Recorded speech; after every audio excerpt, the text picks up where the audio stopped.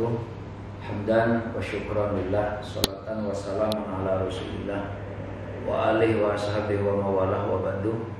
Sahabat milenial yang dirahmati oleh Allah, alhamdulillah, saat ini saya ingin menyampaikan kepada sahabat milenial terkait dengan apa yang telah disabdakan oleh baginda Nabi Muhammad SAW mengenai orang yang dianugerahi bermimpikan beliau, melihat beliau di dalam tidurnya.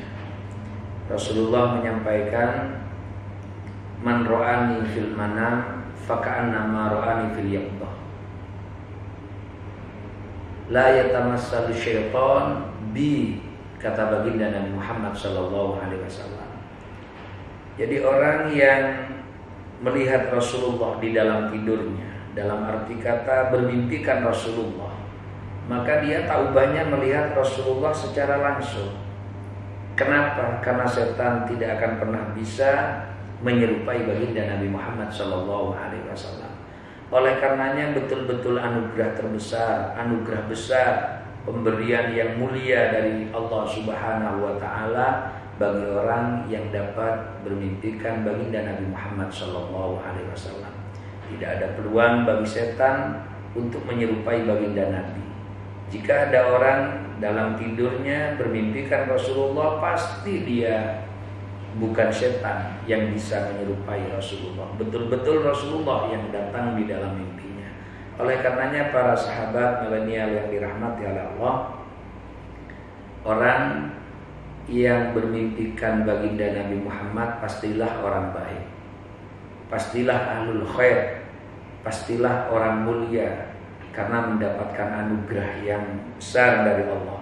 Bahkan seorang ulama menyampaikan, kalau toh ada orang bejat, orang jahat, orang fasik, orang tidak baik pekerjaannya, tapi bermimpikan Rasulullah, sudah barang tentu dia akan husnul khotimah, akan berbaik selepas mimpi Rasulullah SAW.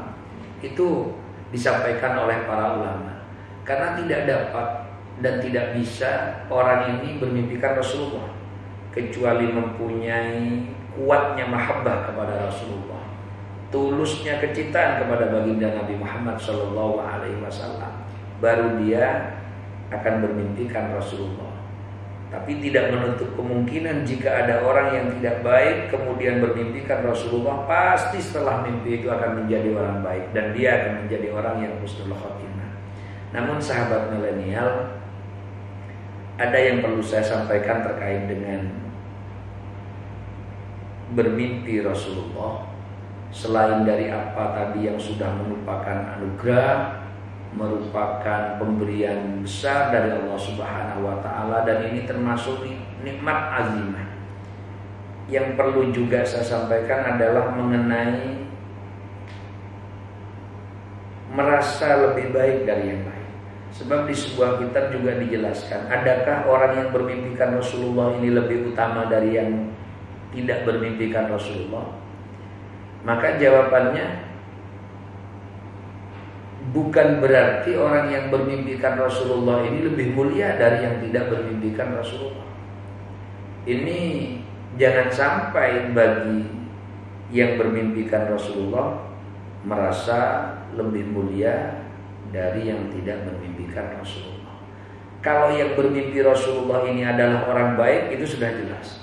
Tapi kalau merasa lebih baik dari yang lain atau dikatakan lebih baik dari yang tidak memimpikan Rasulullah, ini yang tidak benar. Karena tidak semua orang yang baik itu pasti bermimpikan Rasulullah. Banyak orang yang mulia, hebat, tidak bermimpikan Rasulullah. Kenapa? Karena kenikmatannya ini akan diutuhkan nanti di akhirat, di surganya Allah Subhanahu wa Ta'ala.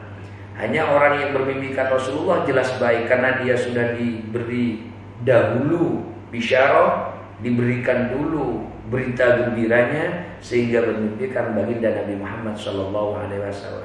Namun itu tadi, jika bermimpikan Rasulullah, jangan pernah berbangga diri, merasa lebih baik dari yang lain. Bahkan oleh seorang ulama disampaikan, untuk menghentikan kebanggaan tafakhur, kesombongan dari orang yang bermimpikan baginda Nabi Muhammad. Bukankah ada orang munafik, ada orang kafir sebagaimana Abu Jahal dan Abu Lahab itu melihat dan memandang langsung baginda Nabi Muhammad SAW, tapi justru hati mereka tertutup untuk iman kepada baginda Nabi Muhammad SAW. Ini memandang langsung, tapi tidak mempengaruhi kepada hatinya. Makanya kita yang bermimpikan Rasulullah tidak boleh bersombong diri, tidak boleh berbangga diri, tidak boleh merasa lebih baik daripada yang tidak bermimpikan Rasulullah SAW. Juga sahabat milenial, ada adab, ada etika bagi si orang yang memimpikan baginda Nabi Muhammad. Jika memang bermimpi Nabi Muhammad, dan itu sudah pasti benar karena setan tidak bisa menyerupai Nabi Muhammad, ini jangan sampai menceritakan kepada orang yang tidak mempunyai kebaikan. Artinya di dalam sebuah kitab dijelaskan kalau mau bercerita tentang mimpi baginda Nabi Muhammad, maka ceritakanlah kepada gurunya, kepada teman karibnya, sohib al-labib, teman karibnya, tapi yang cerdas, jangan yang bodoh. Karena kalau yang bodoh nanti akan jadi masalah mimpi kita ini. Makanya orang-orang yang mempermasalahkan mimpinya seseorang tentang Nabi Muhammad SAW, ini pasti orang yang tidak labib, orang yang tidak cerdas. Kalau cerdas dia pasti menerima. Kenapa? Karena tahu mimpi baginda Nabi Muhammad itu adalah tidak akan pernah datang dari setan, dan itu betul-betul hak, sebagaimana yang disabdakan baginda Nabi. Jadi sahabat milenial, kalau kita semua bermimpikan Rasulullah, kita perlu jaga-jaga. Jangan pernah menyampaikan kepada selain sohib, habib, labib. Jadi kepada teman, kekasih yang cerdas. Kalau nanti bukan teman kita, bukan orang cerdas, malah akan mempermasalahkan seperti yang saya katakan tadi. Nah, inilah sahabat milenial sedikit ikut membicarakan tentang mimpi Rasulullah sekalipun sekilas. Yang penting kita dapat menyimpulkan bahwa bermimpikan Rasulullah itu pasti benar sebagaimana dalam sabda Rasulullah. Yang kedua, kita jangan pernah berbangga diri, menyombongkan diri, mengatakan lebih baik dari yang lain jika kita bermimpikan Rasulullah. Karena tidak semua orang yang tidak bermimpikan Rasulullah ini berarti ini tidak baik. Banyak orang-orang baik yang tidak bermimpikan Rasulullah.